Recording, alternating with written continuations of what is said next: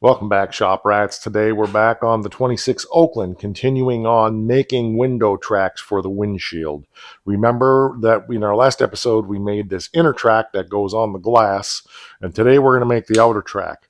Parts for this car are not available, but we need to make a slider track for this windshield because this windshield rolls up and down. These parts are made out of rubber. We're not going to make them out of rubber. We've got ideas. If you haven't been here before, my name is Mike, and this is Mike R's Shop, also known as My Car Shop. I'm using 20 gauge, I believe this is, on this one. Reason because it's packed with rubber and seals and other things, and I want to be a little bit more flexible on my usage of the metal.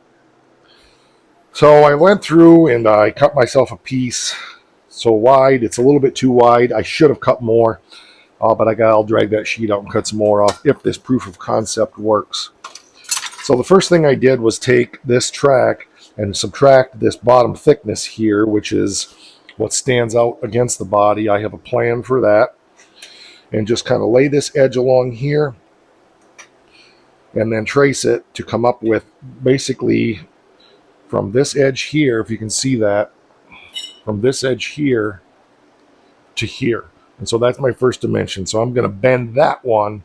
Then we got to do some maths and calculations, and there's going to be stuff I got to do to figure out the next piece. Got my first piece bent. Now I'm going to go get a couple pieces of the slippy, slidey, felty stuff that I'm going to use in here so I can determine where my next piece needs to be. Remember, ultimately, these have to ride in here, okay? I can already see that my depth is too much. I should have thought of that. I should have made that depth there not quite as much. However, it'll be easy enough to just grind this down to the depth that I need. So I miscalculated already, but you know, that's just the nature of the beast. So this is the material I plan to use for the anti-rattle slippy part of the track, and I may be okay. I got to find my track and stick it on here and see how our thickness is. So it's close. I did try to allow for that a little bit, but there was a thicker one that I was looking at, but I decided to go with this one. So yeah, it's still a little. So we need to take this top edge here down just a little bit. So I'm going to get that done, and then we'll be right back.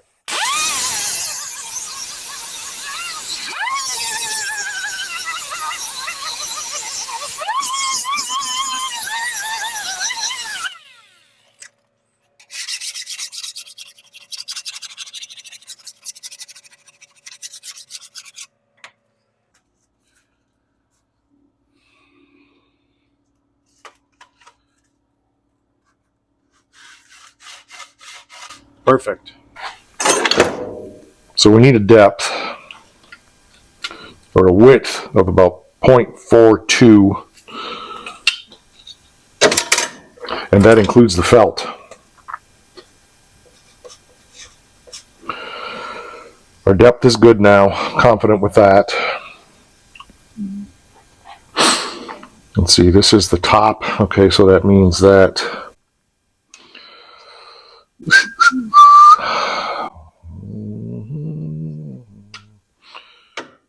oh, okay, yeah, so like this. So I think we're good because we'll put our little felty in there, and then we need a depth of, 420, and that includes the thickness of this. So I need to take 420 and add this thickness twice. And I'm not going to squeeze that very hard.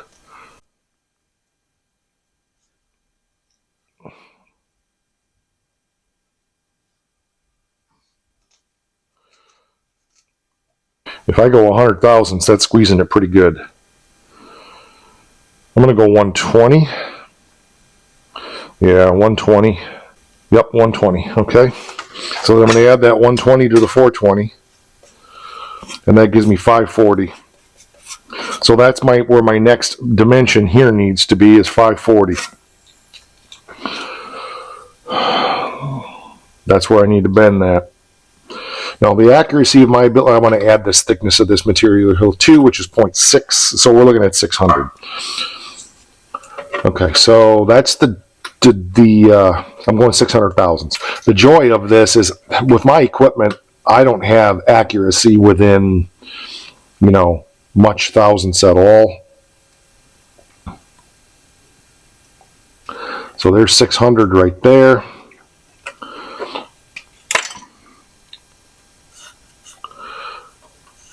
Okay.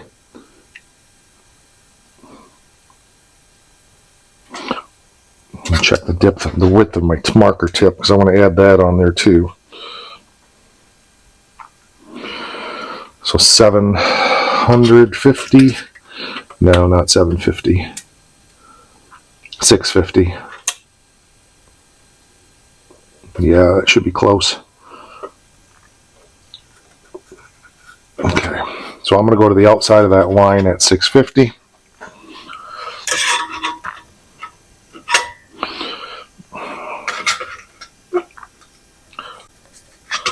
Okay, take my straight edge and get a line drawn here.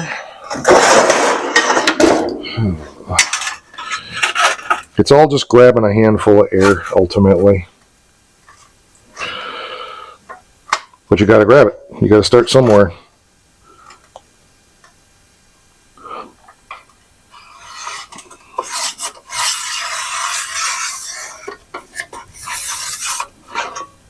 That line look fairly, yep, looks pretty good. Let's see, and to do this one, yep, we'll be okay. We can do this one in the sheet metal break. Okay, let's go try it. Just so you see what we got. And hopefully that's going to allow for felt thickness on both sides. I am going to stick my track in there real quick and make sure.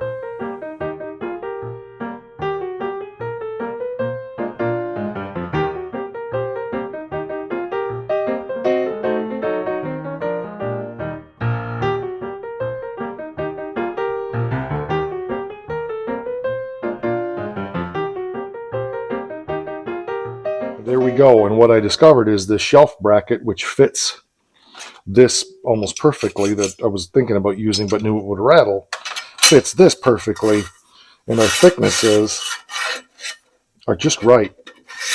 Get a little tight on that end, but it's like football, it's got a tight end. That's all right, we can fix that. So I think I need to, next step now, I'm going to go ahead and spray this with maybe just, I don't know, I don't want to use primer.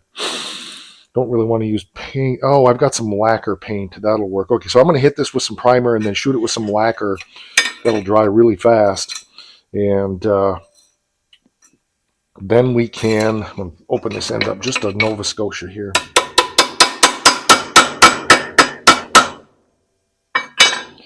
Then we can put our felt in it. There we go. That's better. Oh, that really looks nice.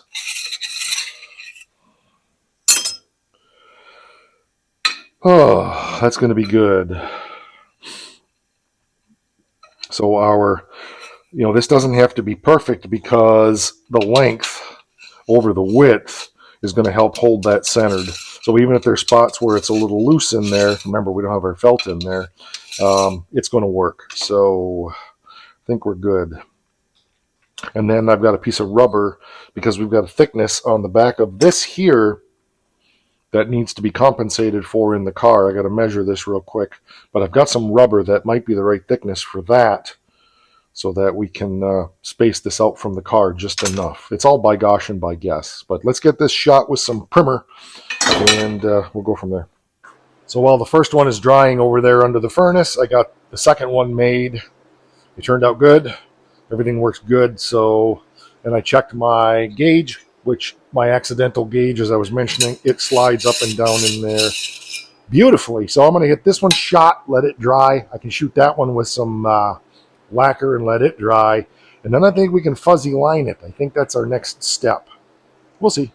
I've spent a fair whack of time sorting this out. First of all, I had to drill the mounting holes there on the back. Well, not on the back, but anyway. And then I just needed time to just process this and this. This works. perfectly. This is the piece that we made. It lays in there, rolls up and down nicely now. It's nice and smooth, and I think we're going to be fine. So I'm going to show you what I did to make this as far as taking it to the next level now when I make this one. So the only other thing then we've got is a couple of little spacing issues, and I've got some rubber that we may use. I've got some seals that we may use. I'm not totally sure yet what we're going to do. I may let that go until Dad comes and we go to install it and just figure it out as we go to install all of this, because this has to be installed as an assembly. We put these back on the windshield, and then we put those on there like that, and then we put this whole unit in the car and we roll the window up so we can access those nail holes wherever they are. Oh yeah, on that end.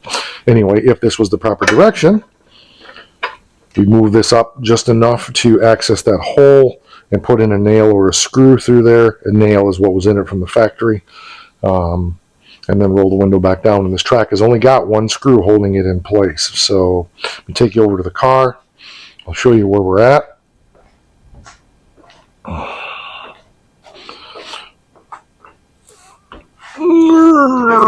Okay, so this fits in here like this. Or slides up and down in there like that. But anyway, this goes in here. And then this is actually the track from the other side. I got the wrong one here, I think. Yeah, I do. But I'll flip this upside down just for now. You can see it. So anyway, yeah, so it just goes up and down like this. And this is cut out to allow it to go up above here, see? So, but this will come up high enough to allow us to come in here and nail this. It goes up and down like so. Comes up enough so we can get the nail in here. The cut, it's, yeah, I think it's the cutout is to clear up in here so that we clear the bracket that the window mechanism mounts to. So, one step forward.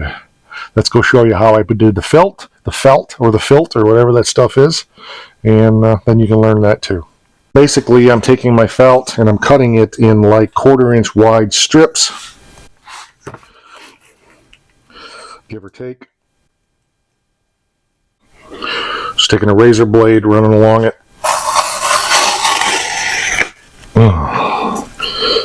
Gotta watch it on the ends because it does walk. Okay, there we go. Not quite.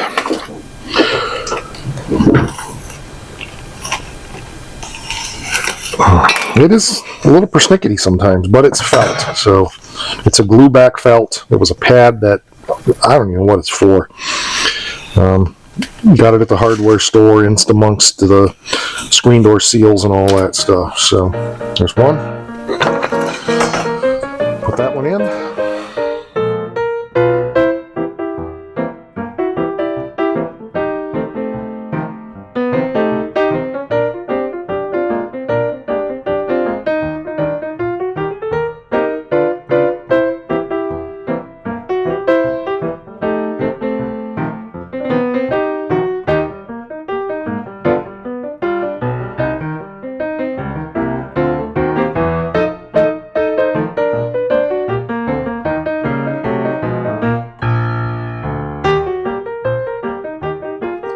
So there we go. We got a beautiful felt in both tracks now. Looks really good. Works really good. They slide up and down beautifully, smooth, silky, etc. Both tracks are the same way.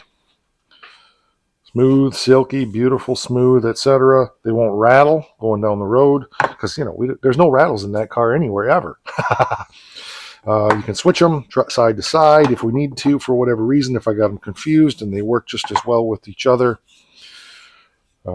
With this felt, if you have to, if you don't get it in the exact right spot, you can take a skinny knife like this or a wide knife and just kind of shovel it around. The sooner you do that, the better after installing, so that there's plenty of time, because that once that glue bites on this stuff here, it really gets sticky. So, but you can kind of bend it around where you need to in there, and it works good.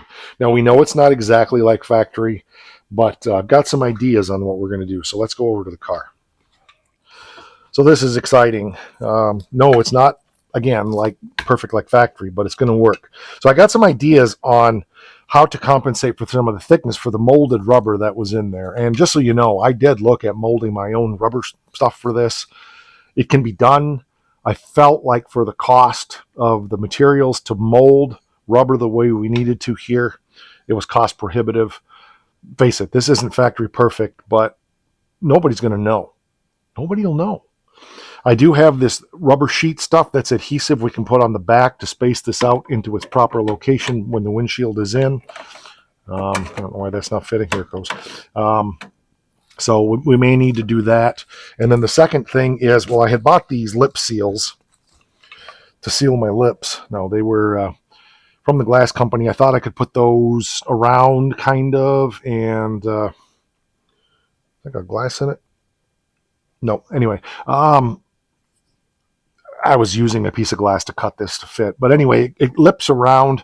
I just don't like the way it fits. It doesn't fit good. So I think what we'll do is we'll use this rubber sheet if we have to. Thanks, Chris. To space that in there properly so it's snug against the windshield. And if everything fits good and we need to, we'll run some RTV or some seam sealer or something to seal the glass against the glass frame, I should say, this part here against the car itself to keep water from coming in. Although other than hosing it off once in a while, unless you're out and get caught in a rainstorm, this car's not going to see any rain anyway, but you have to prepare for the eventuality. I don't think we have to worry about, high speed wind whistling or anything like that either. We don't push this thing over 35 to 40 miles an hour. 40's pushing it as far as I'm concerned. Grandpa always used to say this car liked to go down the road at 45. I've been in it at 45. He was freaking crazy to drive this thing that fast on those roads back in the day. No, thank you. So anyway, which reminds me, if you're new to the channel and you're just tuning in for the first time, if you'll bear with me for you old timers who've been here forever and know this story, but this car is a family heirloom. My great grandfather bought this car brand spanking new at McClure Motors in Calumet, Michigan. It's been in the family all the years since 1926. It was parked in a garage in 1946 and never run again. We discovered it had engine problems. We fixed all the problems in the engine. We didn't rebuild it, but we replaced the camshaft. There was a bunch of stuff. All those episodes are here on the channel. But the episode you might be the most interested in, and I'll try to remember to put a link here for it, but I can't promise I will. The one you might be the most interested in was from last summer, where we took this car home, back to its home in Calumet, Michigan. We took it back to McClure Motors, which is now called Harder Auto Sales. It's an auto parts. We took it back to the building. We took it to the cemetery, to my great-grandfather's gravesite and my grandfather's gravesite, great-grandma, even great-great-grandpa, although he didn't have anything to do with this car. So it's a really fascinating episode if you're interested in some of the history of this car and so forth. So anyway, you might want to check that out. All right, that's going to do it for me on this one. It's another bite out of our 26 Oakland project. Running and driving after 75 years. It's pretty darn cool. 98-year-old car, and it's still on the road, and it's unrestored. This is original. Grandpa painted it in the 40s, a different color. It was green. This is definitely a survivor car. All right, we will catch you on the next one. I'll be here. You should too. Don't forget, it's important. Rock!